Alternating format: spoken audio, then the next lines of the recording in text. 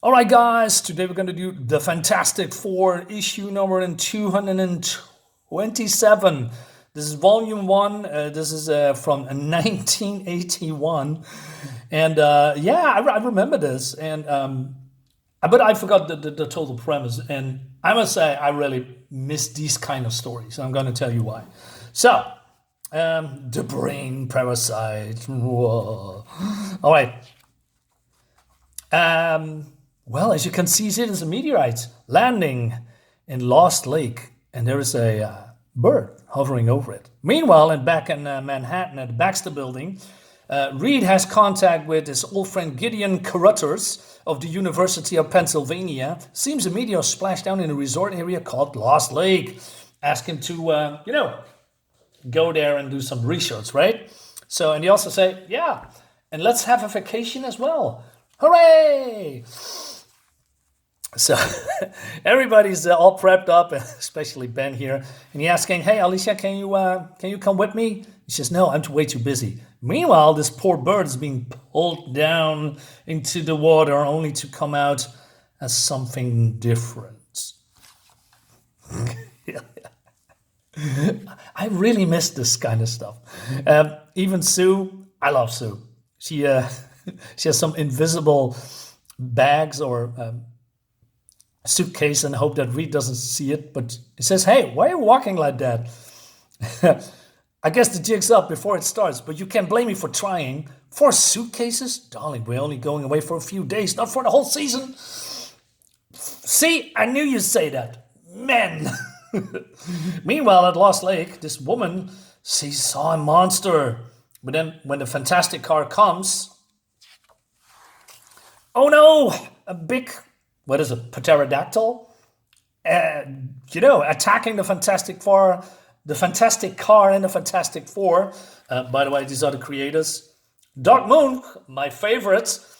I didn't know he wrote Fantastic Four, by the way. Bill Sienkiewicz, is that how you say it? And B. Patterson, Jim Novak, and a lot of other people. Jim Shooter, editor-in-chief. All right. And it's attacking the Fantastic Four, ripping it apart. Johnny comes in, blasted with his fire, and then Ben punches him into orbit, but then falls down, stunned. But then, Franklin's looking with a weird look on his face. So Ben stands up. I said, "I'm going to punch him into next week." And so Reed's, no, I can just turn, the Fantastic car, to the side. But then it explodes, and Reed's consciousness is the only thing that survives, and it's some kind of a trilobite, according to him, prehistoric. So Gideon is also on the place, and Reed says, "Hey, I found this. Maybe we should investigate and, do some research about it, right?" He says, "It's a trilobite." Yeah. All right. Adventure. Meanwhile, there's a lot of people, realizing that the Fantastic Four is on the vacation spot, right? But then this owner, or I believe owner of this vacation spot, or says, "Hey, maybe you can help out. People saw monsters near the lake, right?" Well, Ben says, "Well, we're gonna investigate that." Sue, tending to her son, "I think you better stay inside tonight and read your comic books, Franklin." Yeah, Franklin, read some cool comic books. "Are you sure you're okay now? You seem so." "I'm okay, Mommy. We fought a dragon and won, just like in the comics." She says, "No, Franklin, it's not in the comics. That's not real. What happened here was real, right? You shouldn't confuse it." You just brush it aside. Meanwhile, Gideon and Reed here just, really don't know what it is and where it came from. But then this young boy says, "Can you help me? My dog Duff, he's gone. He's a real good dog," and he's crying. And then, oh no, at the gas station, there's a disturbance, and this guy is just shouting. Reed springs into action, jumps in the Fantastic car with a Fantastic Four. Now look at this old cool gas station, right? So this cop here has been attacked by something, and it's still in the gas station. What is it? And they're approaching it real quiet. And there's a can of oil, and this weird dog, this monster, is licking the oil, right? So Normally, the Fantastic Four would attack, and I like that they do a different approach, try not to hurt it, right? And so Thing comes behind and rips it open when he's getting attacked by the dog, which looks really cool. But it has also some kind of a energy bolt that he blasted Ben with, and also then blast the gas station. And Reed says, "No, Torch, stay back, otherwise everything would, go up in flames or have an explosion." But then Reed comes in and takes something behind the neck of this animal, and it just drops down. But it didn't explode. And oh no, it's poor Mutt. Poor dog. He's traumatized for life, probably. All right? So, and it seems that this trilobite is alive. So, but then an hour later, dead. What do you make of it, Reed? I'm not only a geologist. A true symbiosis, Gideon. The parasite refers the evolutionary chains of the host and confers psychic power to it. In return, the host uses that power to produce what the parasite needs to exist. But, parasites only leeches blood, right? But it seems to go after the oil. He says, oil? You mean that thing eats oil like food? Why not? Remember how the pteranodon, it's not a pterodactyl, attacked the Fantastic car? I was trying to get at the engine oil, and we saw the wolf lapping oil in the gas station. Ironic. Oil created in part by the death of the dinosaurs. And thus, the very essence of evolution turning point, fossil fuel. But the parasite takes nothing from the host initially, not blood or anything else. Rather, it must inject something into the cortex at the base of the brain, affecting the reptilian undermind, and therefore controls the host in quest of its petroleum nutrient. Yeah, you tell him, and you tell me, Reed. Tell me what's going on. Meanwhile, we go back to Reed and Sue. Why did we have to bring our son, expose him to so much danger? We couldn't have known, darling. But then Sue blames herself. Art looks really good, by the way. She blames herself that, wherever they go, they're always in danger and bring this child with him. But Reed says, there's plenty of good, peaceful times. You just remember the bad times. And then she realizes she made a mistake by saying that. And she says, I apologize for snapping at it. It's just, I always wanted us to settle down and be a normal family. And sometimes it's hard for me to accept the fact that we aren't normal, that we must be what we are. But I do realize, as Reed, even our son, even Franklin, has strange powers we don't even understand yet. But for better or worse, we got to accept ourselves as we are, and I stand by you tomorrow as your wife and member of the team, tomorrow and always. That's a very good sentence. I like this very small, very touching moment. She realizes that they are more than just normal human beings, but she wants to be normal. She wants to have a family. She wants to have, the life that she always dreamed about with Reed and her son and with Ben and with Johnny. But sometimes you just can't. Really well done. Touching. So Ben decides to go down and look at the lake, and there is bubbles coming out of this meteor. So he rips it open, but then there's a shadow, something big. And then, oh no, Reed his arm is wrapping, it's been wrapped around Ben, right? It's been yanking real hard, and he's in real pain. And it's, oh no, it's some kind of maybe an eel or something. And Ben has an egg, and he throws at Reed and says, just catch it. And so he says, I'm going to put this aside and try to help Ben. Look at this, looks great. Cool action. All the water looks also cool with the splashing, right? But then, when Sue is piloting, is that how you say it? Piloting the boat? Probably. The egg breaks, and then, oh no, we see this parasite cross up her leg, and then on her back, and then behind her blonde hair.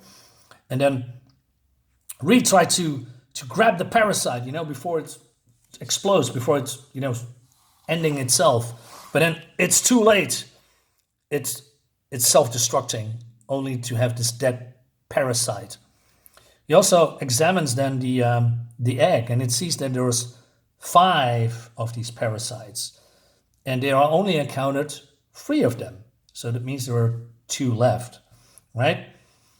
So Reed says, hey, darling, you better stay here with Franklin. And she says, leave me alone. What is it, darling? Are you still angry about last night? No, I just don't feel like being touched. Go on. Go on, and I'll stay with our son.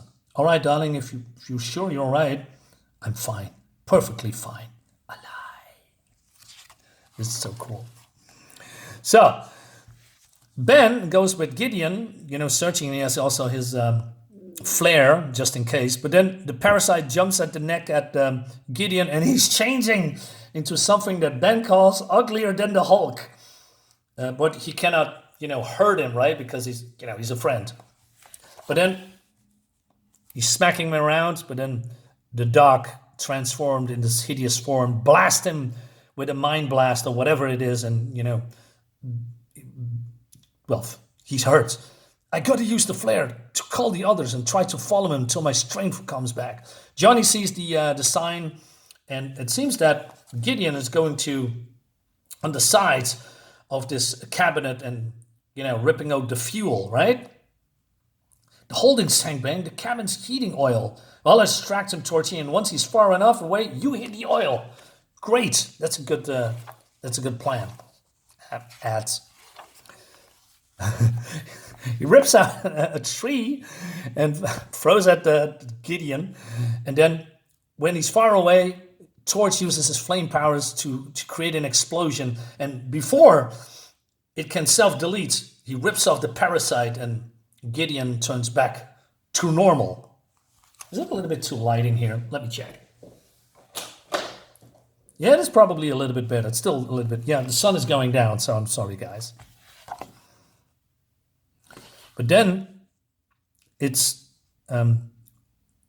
Reed is looking for Sue with Franklin. But then Ben says, hey, he's at the fantastic car and he's acting weird. What is it, Franklin? What happened? Are you all right? Speak to me, Franklin. And he says, it's Mommy. Something not right. She brought me out here, but she, just like the dragon and the sea monster, I can help her this time. I cannot do it again or I'll hurt her. I know it. What are you saying, Franklin?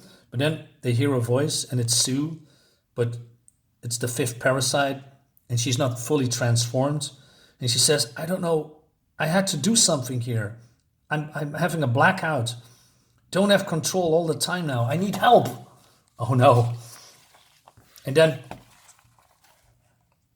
she's changed, but not as much as Doug Carruthers was. Our blood chemistry is different, altered by the cosmic rays that gave us our powers.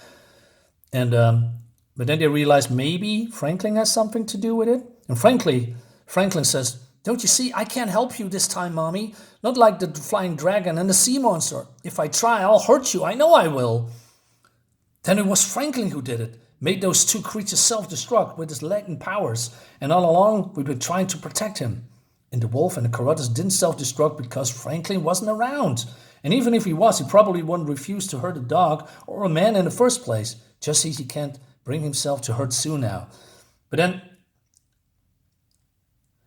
then Reed comes in and he says, stay there. Something will come out of my mind and hurt you. No, Sue, you won't hurt me. You love me. So his words are soothing. And there she, drops her defenses. And then he lunges forward just in time and rips off the parasite from the neck of Sue. Just in time. And then it explodes. And Franklin, he says, I did it. That helped. And I did it without hurting Mommy. Well, the kid did all right. Oh, Reed, it was a nightmare. So he says, well, there was fun for one time, but we're going home. And then Reed says, one still bothers me, Sue. If you weren't after the oil, what were you doing under the Fantastic car? I don't know. I don't think I was doing anything. It was the parasite that wanted me to do something near the oil. Something vague and primal. Although it may have been just my concern for Franklin breaking through, the parasite control, it seems to be something maternal. Let me see some eggs being burned. Whatever it was, this experience convinced me that something must be done about Franklin. We got to get the bottom of this strange powers, learn how to control them. But then, Scorch, the parasite larvae are dead, and save one who weaves erratically toward the tall grass, to die 15 feet away or to find a life for another day. And that's the end. But wait, are you telling me that Sue has laid eggs behind the fantastic car? Is that? I mean, that's how I look at it. She laid eggs. This is great. This was fun. This was a nice one shot. It's great stuff. We need more of this. I mean, I like it when the Fantastic Four doesn't, battle cosmic entities like, Ego or Galactus or, other beings like Blastar or Nihilus and, all that stuff, or even Namor, who's not a cosmic being, but you know what I mean, a villain. But, going on vacation and having adventures, with the whole family and come together as a family. It's great. It's fantastic. It's fantastic. So, yeah, I like this. I like the one shot. It's great, in my opinion. I hope you like the video, guys. Leave me a like, subscribe. And, yeah, let me know in the comments what you think about it. See you next time. Bye-bye.